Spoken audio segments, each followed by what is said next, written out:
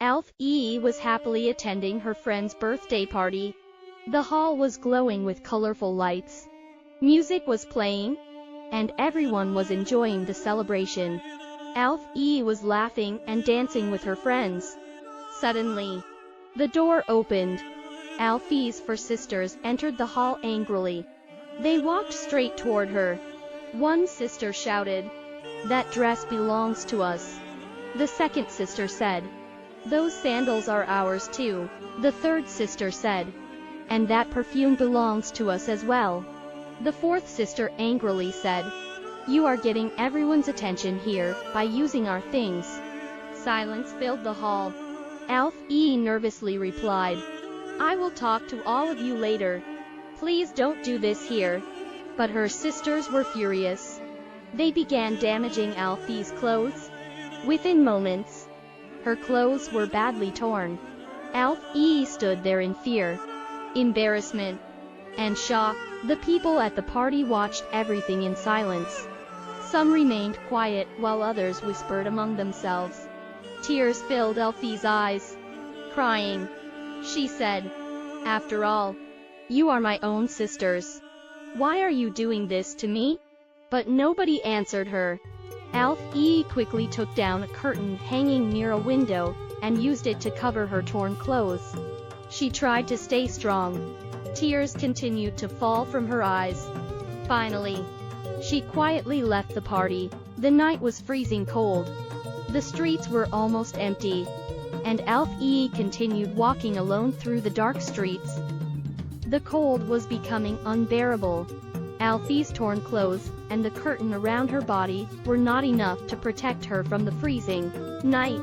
The night was growing darker, and the streets had become almost completely empty. Alfie was afraid. She had no idea where she could spend the night. At that moment, she noticed an expensive black car parked beside the road. The cold and fear had weakened her ability to think clearly.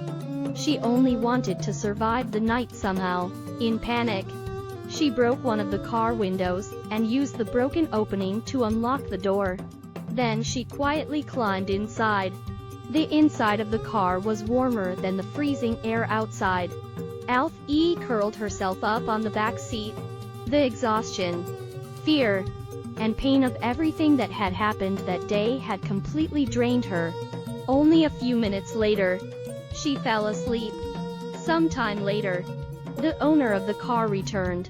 He was a young man named Ethan Carter. The moment he saw the damage to his car, he was shocked. He immediately looked inside the vehicle. There he saw a young girl sitting inside the car, asleep while trembling from the cold. Ethan slowly spoke. "Excuse me, who are you?" Alfie slowly began to wake up, still half asleep. Her lips moved softly. "Please don't tear my clothes. You are my four sisters. Please don't humiliate me in front of everyone." Ethan became silent. Now he felt angry, but he stood there silently for a few moments in anger. Ethan was about to force the girl out of his car when suddenly, the sound of police sirens echoed from the distance. A few moments later, several police cars arrived at the scene. The police tried to surround Ethan's vehicle, but Ethan immediately jumped into the car and sped away. The cars raced through the dark streets of the night. The police continued chasing him. During the chase, Ethan began firing toward the police while driving. The police returned fire. At that moment, Alfie suddenly woke up. Frightened, she shouted, "Stop the car!" Ethan angrily replied, "Keep your head down or you'll get shot." Alfie became terrified. She shouted, "Let me out of the car, or I will call the police." Ethan pointed his rifle toward Alfie and said, "Sit quietly. You are not in danger from me." After a long chase, Ethan finally managed to escape from the police. He drove far away from the city and entered a deserted forest area. There, he stopped the car in front of an old house. Ethan looked at Alfie and said, "Get out of the car. In the morning, you can go back to your father's house." Alfie walked inside the house. Inside, she saw around 10 or 12 men. Several of them were carrying weapons. Alfie immediately became nervous. She said, "I am not spending the night in this house. There are only men here. I am leaving." Ethan replied, "No one here will look at you in a bad way. I have accepted you as my little sister. And every man in this house is your brother." Alfie stood there silently, looking at Ethan. Ethan looked at Alfie and said, "Are you afraid of us? Then don't be. And if you are hungry, there is food in the refrigerator. Heat it up and eat it. And consider this house your own home. If you are feeling sleepy, you can sleep in my little sister Aroma's room.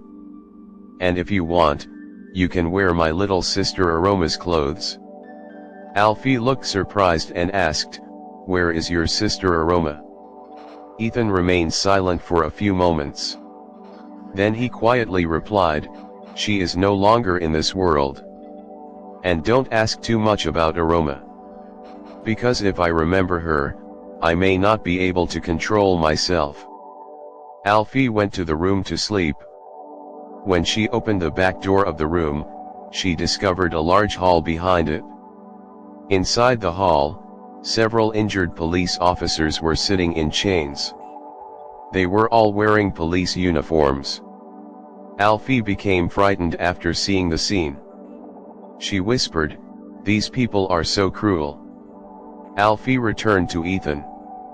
Ethan replied, "We have always been enemies of police officers and their families. We never used to leave police officers or their families alive." Alfie stayed silent for a few moments.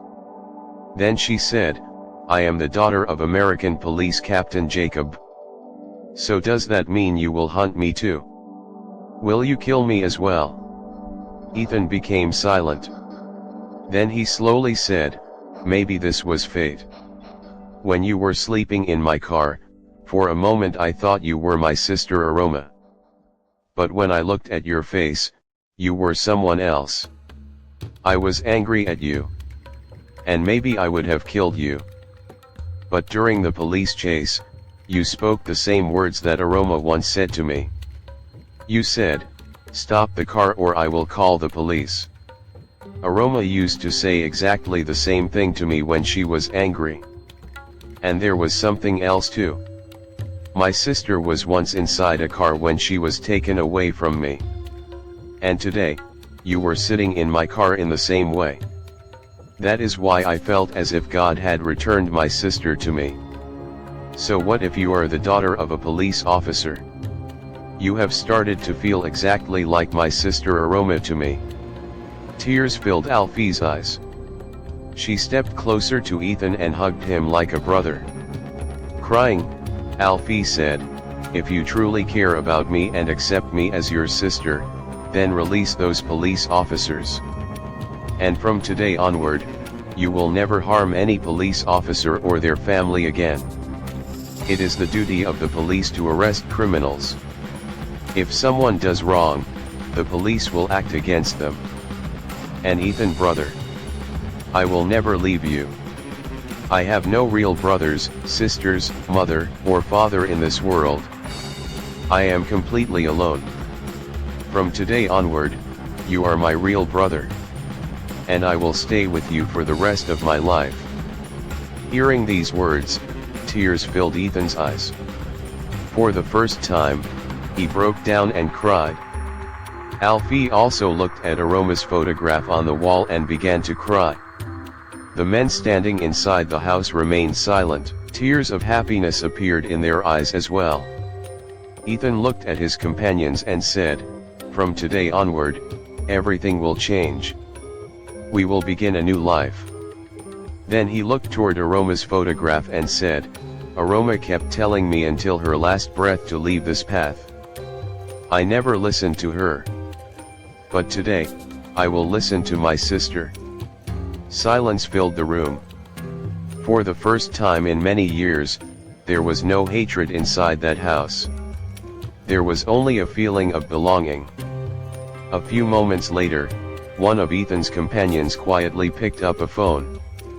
He called the police station and said, "Come to this address immediately. And bring your police officers with you.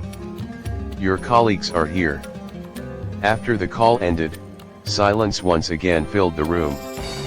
The group that had spent years hunting police officers had finally come to an end. Everyone had reached the final turning point of their own story. The night was silent, and a new chapter was about to begin. The end.